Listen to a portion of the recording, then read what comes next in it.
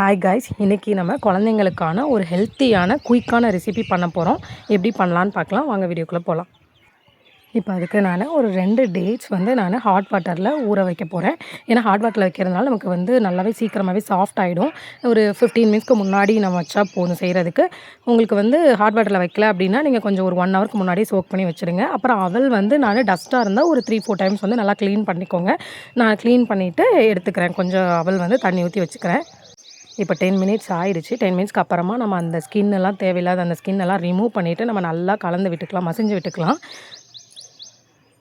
இப்போ இந்த தண்ணியை நான் ஆட் பண்ணிக்க போகிறேன். இது நல்லா தண்ணி சேர்த்துட்டு, இந்த டேட்ஸ் தண்ணி சேர்த்துட்டு நல்லா அது கொதிச்சதும் இது கூட நான் அவலை சேர்க்க போகிறேன். நம்ம ஊற வச்சுருந்த அவலை சேர்த்துக்கலாம்.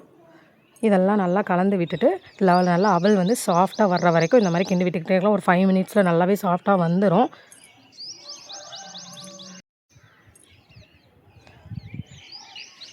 இந்த மாதிரி நல்லா கிளறி விட்டுட்டே இருங்க. ஒரு 5 மினிட்ஸில் நல்லாவே சாஃப்ட் ஆகிடும். பாருங்கள், இந்த ரேஞ்சில் வந்ததுமே நம்ம ஸ்டவ் ஆஃப் பண்ணிக்கலாம். உங்களுக்கு இந்த மாதிரி எனக்கு நிறைய வீடியோஸ் பார்க்கணும் அப்படின்னா என்னோடய சேனலை மறக்காமல் சப்ஸ்கிரைப் பண்ணுங்கள், கமெண்ட் பண்ணுங்கள், லைக் பண்ணுங்கள்.